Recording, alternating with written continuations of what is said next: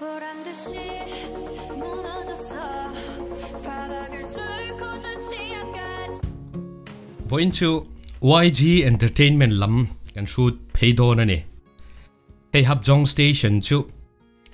YG Entertainment alo nai bok nen anin cheidan le athimi an beng dana po hi dang deuh zar maya chuan underground an han cheidan vel te po hi mudu kan ommial takin kan ti kan lakwal velani ele kaputen lo da Korean ho hianin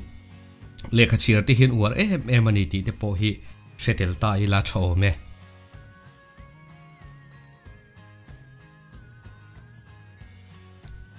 aside le lama hian ge po anuam mai khonge mi in lo thlir teng kan te kan thu chol ve zok ani ti chuan exit number 8 ti hian kan chuak chawa mi pakhat ne a confusing riau mai helai te hi zona kan zot lok ani Okay. Okay.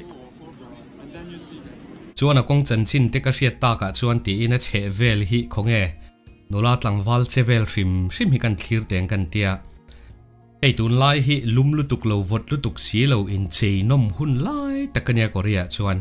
adan pa nga in an chelo le hlom khop mai chuan kan lut phei tran don ani hei ni zan chu Blackpink khowina audition an nei lai te YG Entertainment in rin lu turan be lai te ka kan thira an ma ni ngei poran thir lai te kha kan mu pui ve a kan lom pui ni a har sat zia te khamia tel thei tura an fight na sat zia te kha a kan professor nem po ma ne chu class kan lak tran mai kan soi chi mai ani pon John a pui sin tun ma chuan British setongin music le band lara ron chuak thina US ania tuna hian Korea hian alo ni veta ni ten tiani phei chuan a phur khop mai chung te chakan soya tin hey ke mana thla ka lak sak ve ngei treasure ho tepona helai mun vel hi an tual chaina nia tin icon te sai te ho te big bang te po khan helai huna hianin mun an lo rem to thina ni chu mi te mun pui an mani cher chuak to muna chuan kan kalta ni 보란 듯이 무너졌어 바닥을 뚫고 저 지하까지 엊그처럼 잡겠다고 저 높이 두 ti son ron chuak phayan then chu an samte polo war tranta eng hi entertainment khovela zuang lut teni lo hi chuan an samte hi an ti dang lam lutuk lovani ma se an ni ro hi chuan ngai tlat thina khalai kha kan thiar san thiam te po apoi mo ome sir lama tang teng kan thira avo in chu tle min khuwa duai deuh leka amaro chu alang moi vo tho in ka sia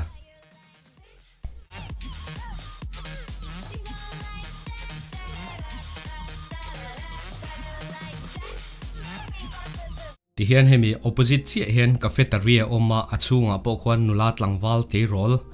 elai vela audition nei tur nge ka hret chi lova tin athen hi chun accent da tang khanin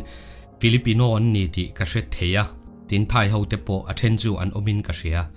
te khan an lo thu an serious lom khop mai an nui zalutuk lo tension oma ni thilo oma ni ti chu ka wa feel pui thiam ve ni Eni hi lut deuh zak mai sia khonge in lut veroi mai teng katia theng lut thuk pol tak po kan ni mai thei tun laia chuanin lu alo har sa khop mai chu keini ro chuan ti hiadin kan han lut veroi ani achung chu alo fai le khop maya hey reception counter kan ti te angchi te po kha alo nuam le vo khop maya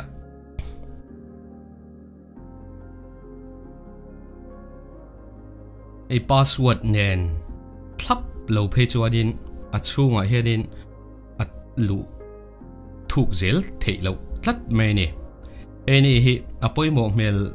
thar via wing ka sia chu wang chuanin kalsan du big mi lavin tu motal la ni mai the ni he pa hi kan tia kanin la paparazzi ve ni at chaulai thleng hianin uluk takin ti hian kan lak sak ve ni